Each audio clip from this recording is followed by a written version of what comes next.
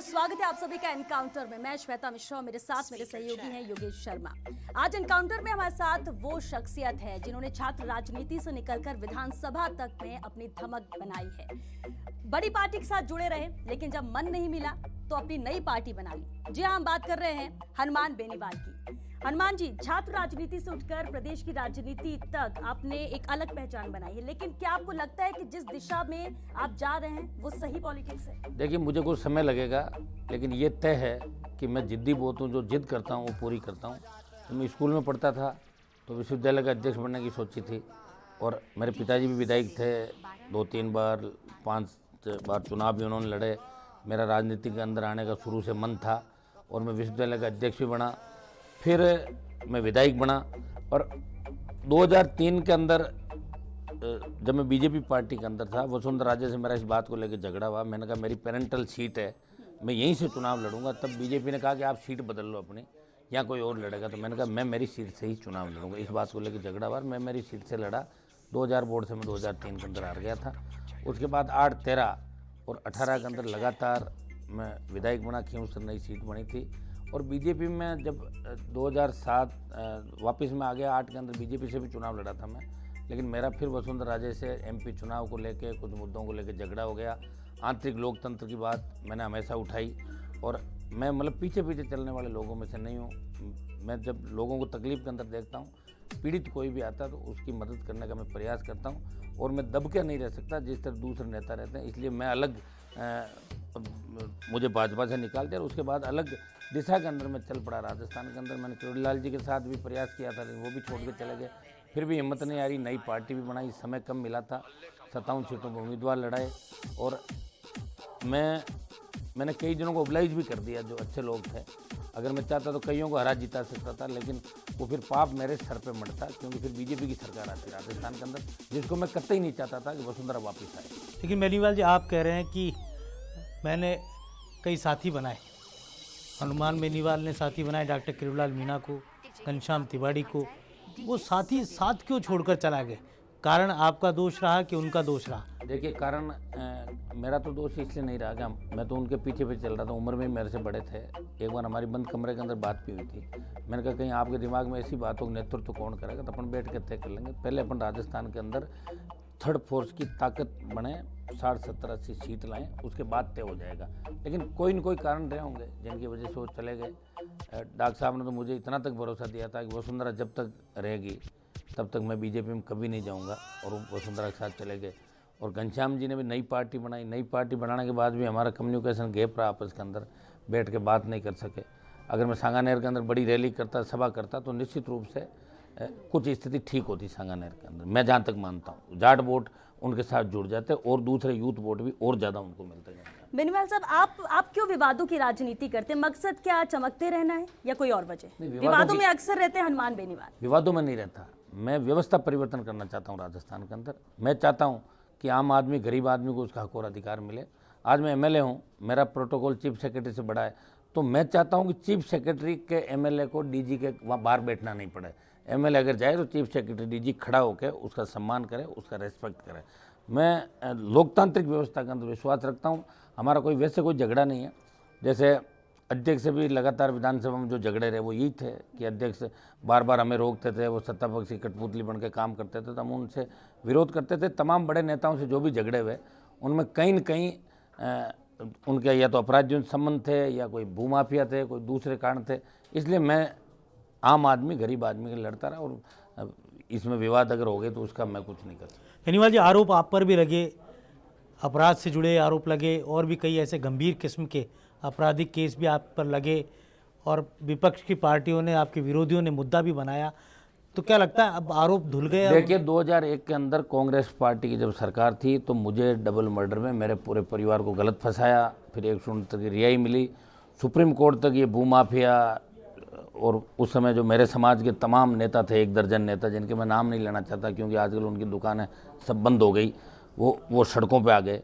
वो तमाम नेता उस समय, आज से 18-19 साल पहले, मेरे परिवार को बर्बाद करने के लिए तुले हुए थे। लेकिन भगवान की कृपा मेरे ऊपर थी, न्यायपालिका पे मुझे पूरा भरोसा था कि हाई कोर्ट, सुप्रीम कोर्ट और सब जगह मैं बरी हुआ उस मामले के अंदर। ये झूठा मुझे उस समय 2001 के अंदर फंसाया था।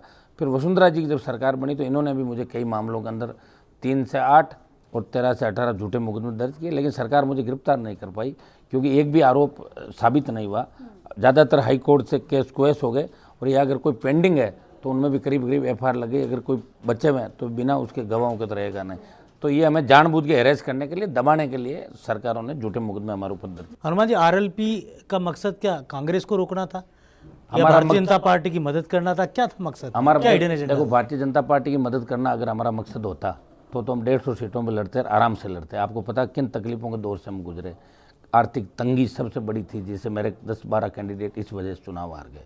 ये तो मैं जवानों को धन्यवाद दूंगा कि मैं राजस्थान के अंदर एकमात्र ऐसा नेता था जो अपने इलाके के अंदर वोट मांगने नहीं गया। सचिन पायलट भी घूम रहे थे, गहलोत गली गली घूम रहे थे, वसुंधरा हर दिन सेकेंड डे अपनी कॉन्स्टिट्यूंसी में घूम रही थी, लेकिन हनुमान बेनीवाल राजस्थान के उन तमाम जिनको मैंने टिकट दिया RLP से, उनको जिताने के लिए 50 से ज़्यादा जगहों में मैंने मीटिंगें की, राजस्थान के कठुमर से लेके और बाड़मेर तक के दौरों के अंदर, बीकानेर पीलीभंगा से लेके और झुंझुनू जिले तक। तो मैं ये चाहता था कि मेरे भरोसे पे जो चुनाव लड़ रहे हैं उनको मैं जिताऊं, और हो सकता था कि इसके अंदर मैं इलाके में टाइम नहीं दे पा रहा था, मेरी हार भी हो सकती थी, लेकिन मेरी कॉन्स्टिट्यूंसी के लोगों ने मुझे विश्वास दिया कि हनुमान जी आप बाहर रहना, अब की बार चुनाव पूरा विधानसभा क्षेत्र लड़ेगा, आप बाहर जाओ, हम खींवसर को संभालेंगे। हनुमान जी, आप कह रहे हैं कि आर्थिक तंगी थी, फिर हनुमान बेनीवाल का हेलीकॉप्टर किसने उड़ाया? वो पैसे कहाँ से आए? सुनो, हेलीकॉप्टर तो मेरा इतना बड़ा जो मैंने पार्टी भी बनाई है, पार्टी का RLP का बैंक अकाउंट भी, खाता भी हमने खुलवाया, कुछ लोगों ने जन सहयोग भी किया, और हेलीकॉप्टर उड़ाने में कौन से कोई 100 करोड़ रुपए थोड़ी लग गए। तो हेलीकॉप्टर का तो 7 दिन ही उड़ा पाया ना मैं। अगर कोई मदद करता तो 2 महीने उड़ता मेरा हेलीकॉप्टर, 3 महीने उड़ता, 4 महीने उड़ता। तो अगर हेलीकॉप्टर मदद अगर भारतीय जनता पार्टी मेरी करती तो निश्चित रूप से ये अप हो जाता मामला सारा, BJP सरकार के अंदर आती। लेकिन मुझे मदद नहीं लेनी थी किसी से, मुझे मेरे दम पे मुझे धोखा भी नहीं देना था राजस्थान के जवानों किसानों का। देखो, ज़्यादातर लोग मंत्री की दौड़ के अंदर होते हैं स्टेट के अंदर। मैंने देखा बड़े से बड़े नेताओं को कि उनकी सोच मंत्री और लाल बत्ती होती है। मैंने मंत्री और लाल बत्ती को ठुकराया 2003 से लेके। मैं जिद्दी हूँ, वसुंधरा से टकरा गया, फिर टकराया, फिर गहलोत से टकराया और अब फिर टकरा गया, और अब मैंने सचिन पायलट को सपोर्ट किया। अब आप बताओ, मुझे पता था लेकिन मैंने कहा नहीं, क्योंकि अशोक गहलोत ने हमारे जो कौम के कई नेताओं का नुकसान किया, इसलिए मेरे मन में नहीं बैठा, जो मेरे मन में बैठा मैंने कर दिया। हनुमान बेनीवाल भारतीय जनता पार्टी के नेताओं के खिलाफ तो बोलते हैं, लेकिन हनुमान बेनीवाल RSS के खिलाफ नहीं बोलते, और ये इतिहास है कि संगठन महामंत्री रहे प्रकाश चंद्र के साथ आपका बहुत नज़दीकी संबंध रहे। आपकी शादी में भी वो आए, उस बग्गी में बैठे जिसमें आपकी बारात जा रही थी। ऐसी कई बातें हैं जो आपके संघ के साथ पुराने संबंधों को जोड़ती है। देखिए, ऐसा कोई नहीं है। जब मैं BJP में था तो सारे BJP के लोग शादी में आए थे, कांग्रेस के भी 2 दर्जन मंत्री आए थे। वो एक शादी में आना जाना अलग बात है, लेकिन मेरा अब किसी से कोई संबंध नहीं। जब मैंने मैं कोई RSS का कार्यकर्ता थोड़ी, मैंने कभी नेकर नहीं पहने मेरे जीवन के अंदर, कभी कोई संघ के कैंप के अंदर नहीं गया। और कई कांग्रेस के अंदर मैं कई नेता बता दूँ, अभी सरकार में मंत्री बता दूँ जो नेकर पहन के और BJP कार्यालय के अंदर भी जाते थे, प्रकाश चंद्र के पास भी जाते थे, मिनिस्टर बने में। लेकिन हम तो RSS के कार्यकर्ता भी नहीं हैं। व्यक्तिगत संबंध मेरे कई लोगों से BJP में रहे, कांग्रेस में भी व्यक्तिगत संबंध अभी भी कई लोगों से, लेकिन मैं उन व्यक्तिगत संबंधों के तौर पर अगर आप ये आंकलन करो कि मैं BJP के लिए काम कर रहा हूँ। वसुंधरा राजे ने ये कहा था कि हनुमान बेनीवाल कांग्रेस की B टीम है, और कांग्रेस ने कहा कि हनुमान बेनीवाल BJP की B टीम है, और मैंने कहा कि दोनों ही C टीम है, मतलब करप्ट है दोनों पार्टियां, कांग्रेस और भारतीय जनता पार्टी।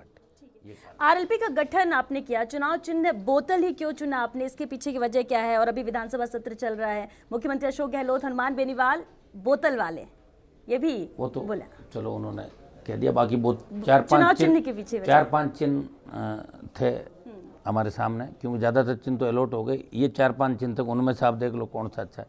तो मुझे बोतल का चिन्ह अच्छा लगा। पानी की बोतल, बच्चे से लेके बच्चा भी बोतल याद करता है। बोतल का शुद्ध, अपन कोई मेहमान भी आता तो शुद्ध पानी कि भाई उसको मिनरल वाटर पिलाओ, स्वच्छ पारदर्शी प्रशासन, और बोतल इस हिसाब से हमने बोतल का चिन्ह, इसके अंदर कोई दूसरा कोई विशेष वो नहीं था बोतल का। बोतल के कारण आपका RLP का चुनाव चिन्ह चर्चित बहुत रहा, तो हो सकता है इसके पीछे ये भी एक लॉजिक रहा हो।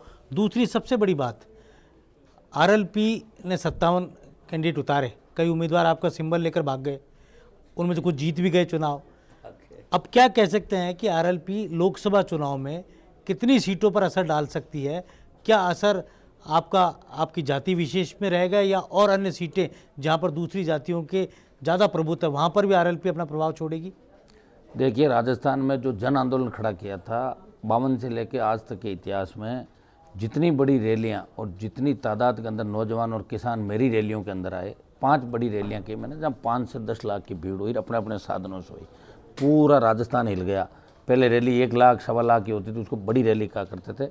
वो 5 से 7 से लेकर 10-10 लाख की रैलियाँ बॉर्डर बाड़मेर, बीकानेर, शेखावाटी से लेके, और अकेले व्यक्ति ने नौजवानों के, किसानों के दम पे इतनी बड़ी रैलियाँ की। मैं चाहता था कि जन आंदोलन के माध्यम से राजस्थान में परिवर्तन हो।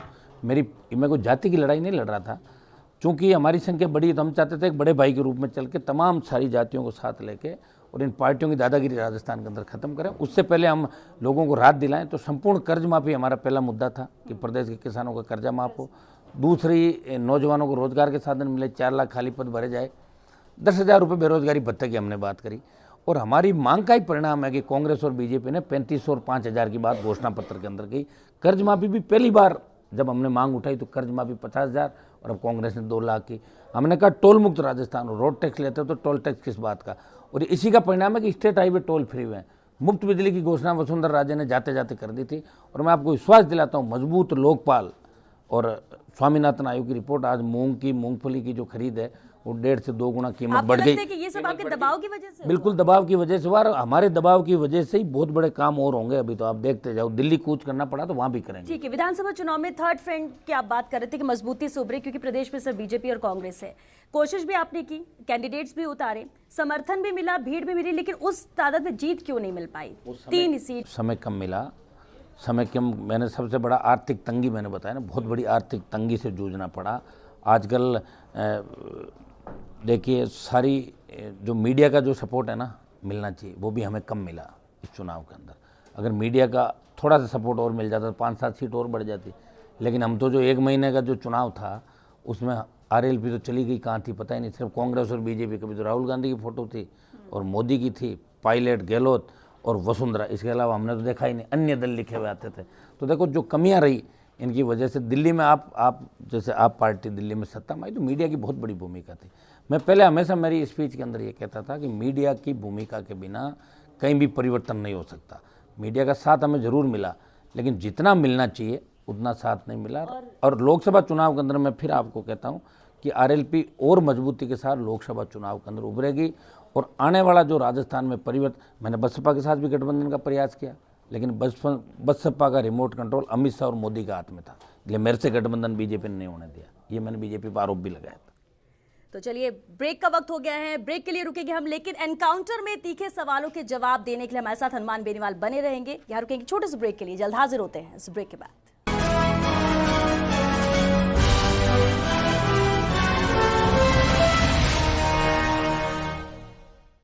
ब्रेक के बाद आपका स्वागत है। चलिए, एनकाउंटर में हनुमान बेनीवाल से कुछ और अहम सवाल लेते हैं। बेनीवाल साहब, आप पर आरोप है कि आप जाति विशेष की राजनीति करते हैं। देखिए, मैं जाति विशेष की राजनीति नहीं करता, लेकिन मेरी कौम की संख्या राजस्थान में सबसे ज़्यादा है। मैं चाहता हूं कि मेरी कौम जब तक खुल के राजस्थान में नहीं आएगी तब तक तीसरा मोर्चा ही नहीं बन सकता। क्योंकि यूपी, बिहार, हरियाणा के अंदर भी जाट सबसे बड़ी जाति, तो जाटों के साथ मुसलमान शेड्यूल कास्ट आए। बिहार, यूपी के अंदर यादवों के साथ मुसलमान आए। बसपा बनी तो दलितों के साथ वहाँ का मुसलमान आया। तो हरियाणा में जाट के साथ मेघवाल मुस्लिम या जाट ब्राह्मण या जाट के साथ एक कम्युनिटी बड़ी और जुड़ेगी, तभी जाके थर्ड फ्रंट बनेगा, नहीं तो लोग पार्टियों के अंदर रह जाएंगे। और मुझे इस बात की खुशी है कि 18 से लेकर 45 साल तक का, 50 साल तक का नौजवान इस बात को सोच रहा है।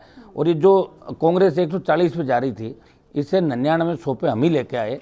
अगर जहाँ आरएलपी नहीं खड़ी थी तो निर्दलीय जो जीते, बीएसपी जीती, तो उनको भी आरएलपी ही दिख रही थी वहाँ पे। हनुमान बेनीवाल परिवर्तन की बात कर रहा है और नौजवान कांग्रेस बीजेपी को हराना चाहते थे। फंड की बात आपने कही थी कि फंड नहीं था इतना, वरना आगे और हो सकते थे, प्रयास मिल सकते करते थे। बिल्कुल भावी चुनाव में कितना आसार आपको लग रहे हैं? फिर ऐसे में फंड तो वहां भी जरूरत है। आसार नहीं है तो क्या? भगत सिंह अगर ये सोच लेता कि मैं उसको पता था असेंबली में बम फेंका कि भाई मुझे मरना है, अगर वो सोच लेता मैं क्यों मरूं, तो फिर क्या होता? तो हनुमान बेनीवाल तो भगत सिंह की भूमिका के अंदर लड़ रहा है। रिजल्ट कुछ भी हो, मैं इसकी परवाह नहीं करता, मैं लड़ाई लड़ूंगा, अंतिम दौर तक लड़ाई लड़ूंगा। हनुमान जी, आपके बयान हमेशा तीखे रहते हैं, आप कचोड़ते हैं, सदन के अंदर भी आप इस तरह की बात कर देते हैं कि दूसरे नेता जो आपके विरोधी हैं वो बिल्कुल अंदर से व्यथित हो जाते हैं। और ये कहा जाता क्या है कि आप बिल्कुल छिछालेदार स्थिति पैदा कर देते हैं। और एक नेता है भारतीय जनता पार्टी की जिनसे आपकी अनबन रहती है सदन के अंदर, कल भी हुई, आज भी हुई, उसे लेकर क्या कहेंगे? नहीं, उनका तो वो एनकाउंटर जब हुआ था ना दारा सिंह का, उस मामले से लेकर वो परेशान है, क्योंकि मैंने बहुत पीछा किया था उनका और उनको जेल में डलवाने के अंदर अगर जो माहौल बनाया, नहीं तो वो मामला 10 का 10 हो जाता, वो FIR लग जाती एक तरीके से। तो उस बात का उनके मन में कहीं ना कहीं मलाल है इस बात का। और दूसरा, जिन तमाम जाट नेताओं ने उनके साथ राजीनामा किया था, मैंने उस समय विरोध किया कि राजीनामा इस व्यक्ति के साथ मत करो। तो उनको कहीं ना कहीं इस बात का हमेशा रहता कि हनुमान बेनीवाल ने मेरे रोड़ा अटकाया, तो बात बात पे खड़े हो जाते हैं। बाकी मेरा उनसे कोई व्यक्ति के ज़मीन का झगड़ा नहीं है। वो किसानों के विरोधी रहे हैं और किसान विरोधी राजनीति करते हैं, हम किसानों के पक्ष की राजनीति करते हैं, इसलिए बात हो जाती है। कोई बात नहीं। लेकिन यूनिवर्सिटी की छात्र राजनीति से लेकर छात्र संघ अध्यक्ष से लेकर विधानसभा तक के सफ़र में बयानबाजी, कंट्रोवर्सी, नारेबाजी, ये हनुमान बेनीवाल के इतिहास से जुड़ी बातें हैं जो चर्चित भी रही और विवादित भी रही। ऐसा है, देखिए, अगर मैं गलत कहीं होता तो आप तो जानते हो कि वसुंधरा राजे से 5 साल झगड़ा नहीं कर पाता। कांग्रेस पार्टी नहीं लड़ी थी CM से, मैं ही लड़ा था। कांग्रेस के लोग तो पर्ची लेके मुख्यमंत्री घर पे बैठे, मैं तो सारे कांग्रेस के नेताओं को देखा कि CM से मिलने के लिए किस तरह टाइम मांगते थे।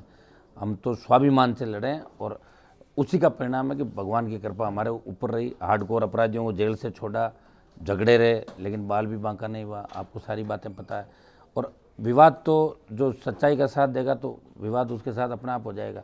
लेकिन अगर हम गलत होते तो, अगर कोई गलत काम करते तो कहीं ना कहीं सरकार हमें उलझा देती। आप ये मानते हैं कि आपने जो कुछ किया अब तक सही है, विवादों और ऐसी स्थिति बन जाती है और लोग इस तरह की बात करते हैं, आरोप लगाते हैं। क्या माना जाए, प्रदेश की राजनीति की बात की जाए तो हनुमान बेनीवाल की जो भूमिका, जो एक इमेज बनी है, वो रॉबिन हुड की बनी है। ये बाय चांस है या बाय चॉइस है?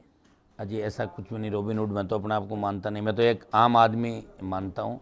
मैं 24 घंटे जन सुनवाई करता हूँ, हर जाति के लिए जाता हूँ, हर व्यक्ति के लिए जाता हूँ, जहाँ भी मुझे बुलाए वहाँ भी जाता हूँ।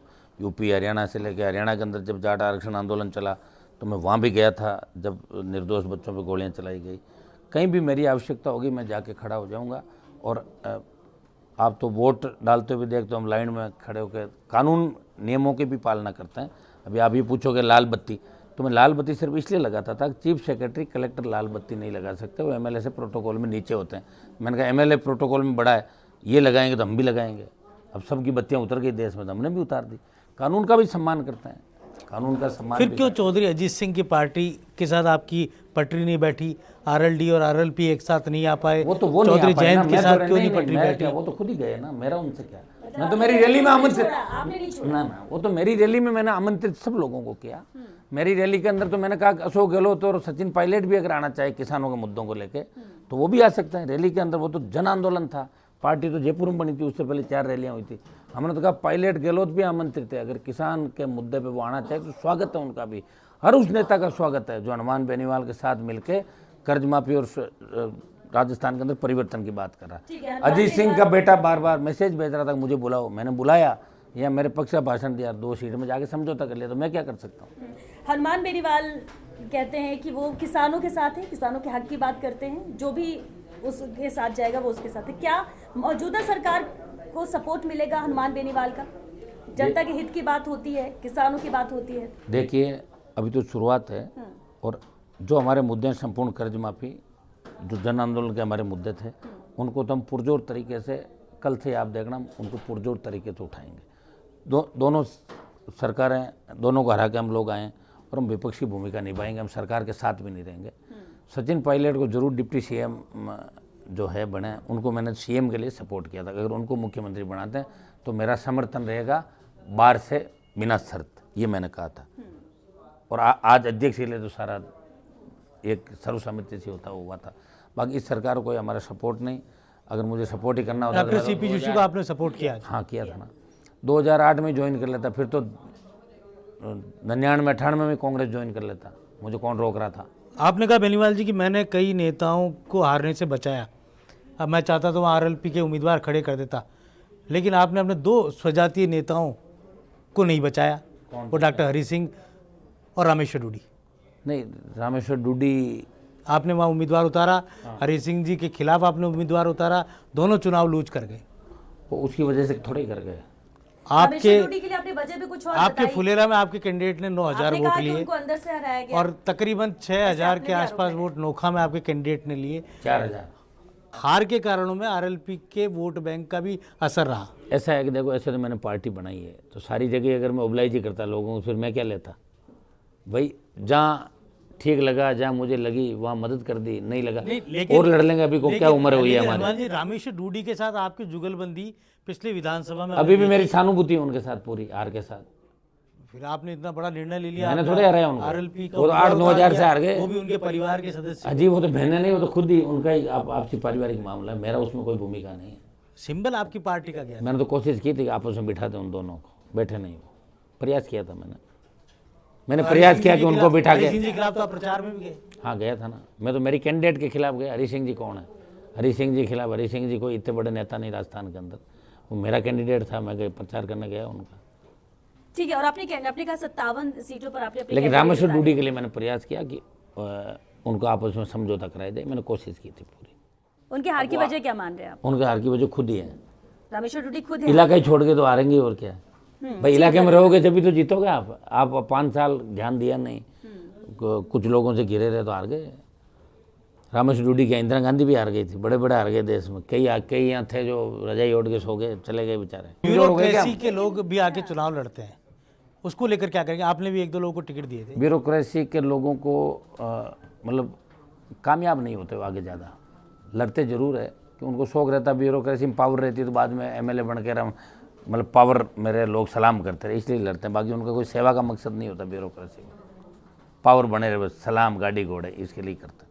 तो आज की पॉलिटिक्स क्या है? आज की राजनीति आप प्रदेश की किस तरह आज से की देख रहे हैं? राजनीति से क्या मैं जैसा हनुमान बेनी वाले वैसी ही राजनीति चल सकती है? मैं तो ये चाहता हूँ, देखो सुनो, मैं बिल्कुल राजनीति में फिट नहीं हूँ। मैं तो आर्मी में होता तो ज़्यादा फिट होता, मैं हकीकत बता रहा हूँ। मैं अकेला लड़ रहा हूँ, मेरे साथ मुझे साथी नहीं मिल रहे हैं। अब मुझे मेरे जैसे नेता नहीं मिल रहे हैं, तलाश कर रहा हूँ मैं कि काश हर जिले में एक आदमी हो जाए ना, तो आम आदमी गरीब आदमी का इस तरह शोषण नहीं हो। थाने तहसील के अंदर गरीब आदमी जब जाए तो थानेदार तहसीलदार उसको आराम से बिठा के उसकी इज्जत करे, उसके मान सम्मान को ठेस नहीं लगे। ऐसी व्यवस्था हनुमान बेनीवाल राजस्थान के अंदर। बेनीवाल जी, क्या फिगर मानते हैं अगले लोकसभा चुनाव में आरएलपी का और कांग्रेस और बीजेपी दोनों का? सदी हुई बात। देखिए, एक बार मेरा तो मैंने बता दिया, जो दिक्कत सबसे बड़ी हमारे सामने रहेगी, लेकिन प्रयास हम पूरा करेंगे, मजबूती के साथ लड़ाई लड़ेंगे। लेकिन अब इसका पूरा तो क्लियर महीने भर के अंदर होगा कि कौन 5 सीटों को फोकस कर रहे हैं आप? नहीं, अभी कोई ऐसा तय नहीं किया, लेकिन प्रयास मजबूती से लड़ेंगे लोकसभा के चुनाव। जो कमियां अगर विधानसभा चुनाव के समय रही, हमने पहले विधानसभा चुनाव के अंदर भी कहा था कि हमारा सत्ता प्राप्ति मकसद नहीं है, वसुंधरा गहलोत मुक्त राजस्थान चाहते हैं और जन आंदोलन के माध्यम से किसान जवानों को न्याय दिलाना चाहते हैं। जन आंदोलन करके हम सत्ता के पास पहुंचना चाहते थे। बहुत कम समय मिला था, वो भी एक बड़ा कारण था। अगर महीना 1.5 महीना पहले का हो जाता तो निश्चित रूप से कुछ सीटें और बढ़ती, हमारी समय की कमी थी। चलिए ठीक है कि समय की कमी आपने बताया विधानसभा चुनाव में थी, लेकिन वो वजह अब लोकसभा में नहीं बनेगी। पहले से तैयारी करेंगे आप लोग जिस तरह से लोकसभा में अच्छा रिजल्ट हम लेके आएंगे। आप खुद मानोगे कि अच्छा रिजल्ट आरएलपी लोकसभा के अंदर लेके आए। लेकिन ठीक है, कैंडिडेट्स की आप बात कर रहे हैं, विधानसभा चुनाव में आपकी सीट में आपके सामने आप ही के परिवार के सदस्य खड़े थे विरोध में। वो तो हो जाते हैं, वो तो आजकल घर घर की कहानी है, उसमें क्या है। आजकल मौका लगना चाहिए लोगों को, हो जाते हैं। बच्चे हमारे बच्चे थे, वापस बैठ गए, खड़े थे तो पता ही लगे होगा कितने वोट आए उनके। ठीक है, हाँ। हनुमान बेनीवाल खुद भी चुनाव लड़ रहे हैं नागौर से ना, अभी कोई ऐसा मंशा नहीं। बैठ के करेंगे बात सारी, एक बार हमारी कोर कमेटी की बैठक करेंगे आरएलपी की, उसके बाद ही तय करेंगे। नरेंद्र मोदी को लेकर क्या सोचते हैं? नरेंद्र मोदी का अगर सपोर्ट करना पड़े, आरएलपी के 1-2 सांसद अगर जीतते हैं।